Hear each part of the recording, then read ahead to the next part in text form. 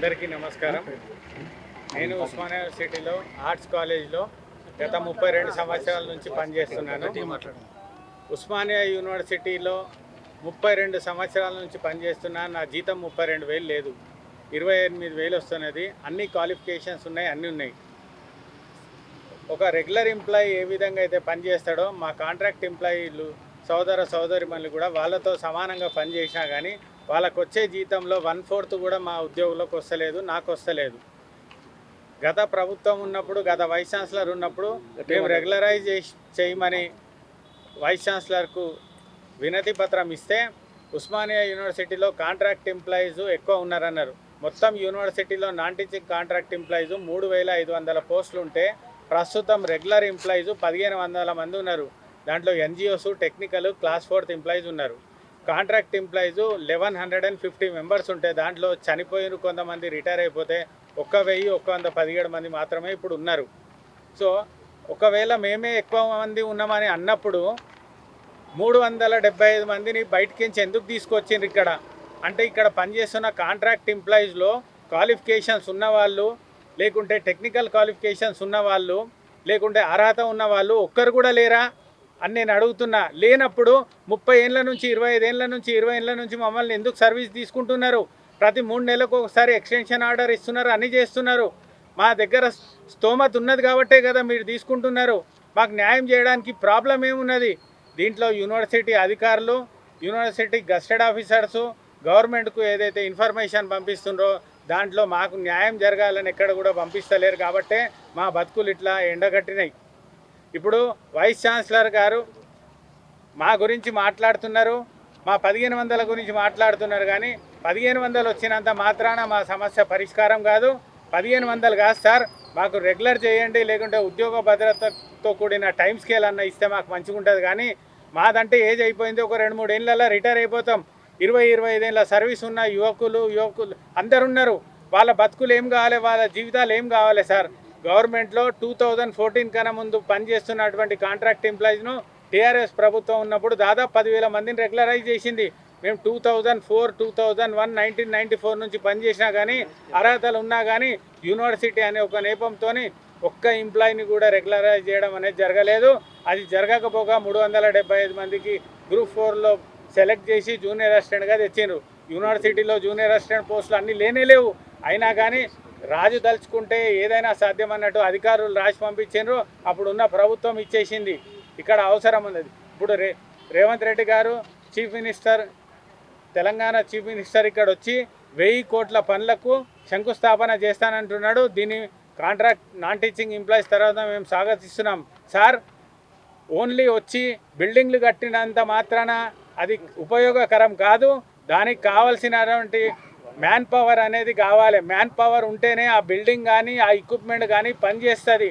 Man power లేనిది, maintenance లేనిది మీరు 1000 కోట్లు పెట్టిన తర్వాత దానికి 2,000 కోట్లు అడగడానికి మా అధికారులు సిద్ధంగా ఉంటారు. సార్, నేను చెప్పేది ఒకటే, మీరు బిల్డింగ్ కట్టినా, ఎక్విప్మెంట్ ఇచ్చినా దాని వెంబడి మ్యాన్ పవర్ను కూడా శాంక్షన్ చేసి ఉన్న కాంట్రాక్ట్ ఎంప్లాయీస్ని రెగ్యులరైజ్ చేయడమో, టైం స్కేల్ చేయడమో చేస్తే కాంట్రాక్ట్ ఎంప్లాయీస్కు న్యాయం జరుగుతుంది.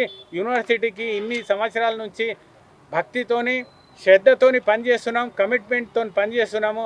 అదే మిగిలిన మా సర్వీస్ కూడా యూనివర్సిటీకి మా యొక్క కమిట్మెంట్తో పనిచేసి యూనివర్సిటీ అభివృద్ధికి ఏ విధంగా అయితే మీరు తోడ్పాటు అందిస్తున్నారో మా యొక్క 1,150 మంది కూడా తోడ్పాటు అందిస్తామని సభాముఖంగా పత్రికా విలేకరుల ముంగట మేము contract employees, non teaching employees తరఫున మేము హామీ ఇస్తున్నాము.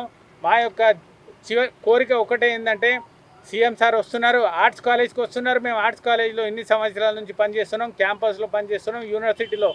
మాకు కూడా న్యాయం చేయాలి సార్. మా యొక్క ప్రాబ్లంను మీరు సాల్వ్ చేయాలని అందరి తరఫున నేను వేడుకుంటున్నాను. Thank you.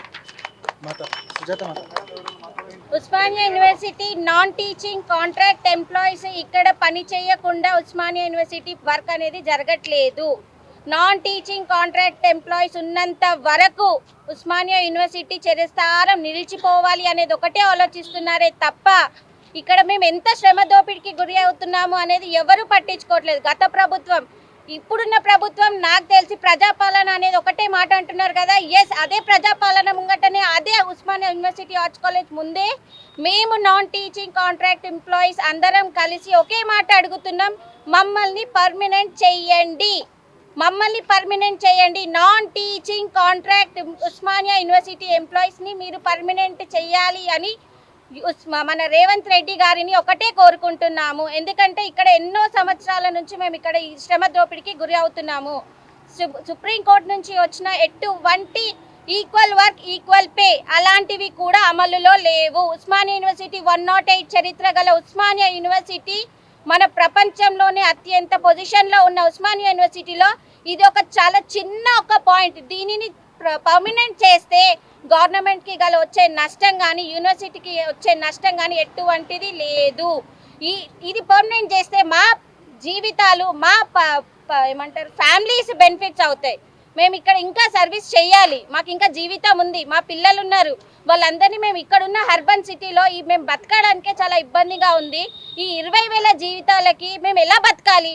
గవర్నమెంట్ని ఒక్కటే అడుగుతున్నాను, సీఎం సార్ రేవంత్ రెడ్డి గారు ఉస్మానియా యూనివర్సిటీలో ఉన్న నాన్ టీచింగ్ కాంట్రాక్ట్ ఎంప్లాయీస్ని మాత్రం పర్మనెంట్ చేయండి అని మేము మిమ్మల్ని వేడుకుంటున్నాము. మీరు వచ్చేది యూనివర్సిటీకి ఇలాంటి చిన్న పాయింట్స్ని మీరు చేయాలి అని మేము 100% మా సైడ్ నుంచి మీకు స్వాగతం పలుకుతున్నాము. అంతకు మించి ఏమీ లేదు. Thank you for giving opportunity and thank you for media మాకు ఇంత సహకరిస్తున్నందుకు. Without media no one is there in Usmania University, neither students nor non-teaching contract Usmania University employees.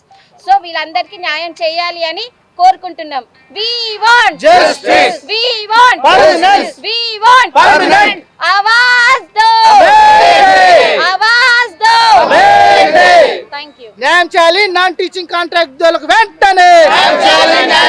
Permanent చేయాలి నాన్ టీచింగ్ కాంట్రాక్ట్ ఉద్యోగులను వెంటనే. Sir మేము గత 20 సంవత్సరాల నుంచి మేము వెట్టి చాకిరికి గురవుతున్నాం సార్. ఈ ఉస్మానియా యూనివర్సిటీలో చాలా జీతాలు మాకు కనీసం పిల్లలకి హైయర్ ఎడ్యుకేషన్ కూడా ఇవ్వలేకపోతున్నాం సార్. పిల్లలు ఏదన్నా ఈ యూనివర్సిటీలో ఈ కాలేజీలలో మంచి కాలేజీలో చదువుతామంటే లేదు బిడ్డ మాకు అంత స్తోమత లేదు అని చెప్పి ఏదో చిన్న కాలేజీలలో వేసి వాళ్ళ మీ ప్రతిభ చూపించుకొని మీరు చదవండి అని చెప్పి మేము వాళ్ళని ఆ చిన్న కాలేజీలలో వేసి చదివిస్తున్నాం సార్. అదొకటి పక్కకుంటే సార్ మేము కనీసం ఇప్పుడు మాకు ఆరోగ్యాలు బాగాలేకపోతే హాస్పిటల్కి వెళ్ళలేని పరిస్థితి సార్. అక్కడికి వెళ్తే ఏ లక్షలు అవుతాయో ఏ వేలు అవుతాయో ఏ చిన్న ట్రీట్మెంట్కి ఏమంటారు ఎంత ఖర్చు అవుతుందో అని ఆలోచించి అన్నిటికీ మేము ఇది చేసి మేము చేస్తున్నాం సార్. మేము చాలా తక్కువ జీతాలకి మా ఉద్యోగాలు నిర్వర్తిస్తున్నాం సార్. మా మీద దయ ఉంచి సార్ మీరు 7వ తారీఖు మా దగ్గరకు వస్తున్నారని అంటున్నారు సార్. మీరు రావడం మాకు చాలా ఆనందకరం సార్. ఎందుకంటే ఈ 10-12 ఏళ్ళ నుంచి ఏ సీఎం కూడా మా దగ్గరికి రాలేదు సార్. మీరు రావడం మాకు చాలా ఆనందకరంగా ఉంది సార్. కానీ మా జీవితాలు బాగుపడే ఒక చిన్న మంచి ఒక శుభసూచకమైన కార్యానికి మీరు వచ్చి మా యొక్క జీవితాలు బాగుపరుస్తారని మేము ఆశతో ఎదురు చూస్తున్నాం సార్. మాకు ఒక్కటే సార్, ఏమి పెద్ద గొంతెమ్మ కోరికలు లేవు సార్. మాకు పర్మనెంట్ చేయాలని మా కాంట్రాక్ట్ ఉద్యోగుల అందరి తరఫున మేము మనస్ఫూర్తిగా కోరుకుంటున్నాం సార్. మాకు కావాల్సింది అదొకటే సార్. న్యాయం చేయాలి నాన్ టీచింగ్ కాంట్రాక్ట్ ఉద్యోగులకు వెంటనే. దీర్ఘకాలికంగా పనిచేస్తున్న నాన్ టీచింగ్ కాంట్రాక్ట్ ఉద్యోగులకు వెంటనే. న్యాయం చేయాలి. దీర్ఘకాలికంగా పనిచేస్తున్న నాన్ టీచింగ్ కాంట్రాక్ట్ ఉద్యోగులకు వెంటనే. న్యాయం చేయాలి.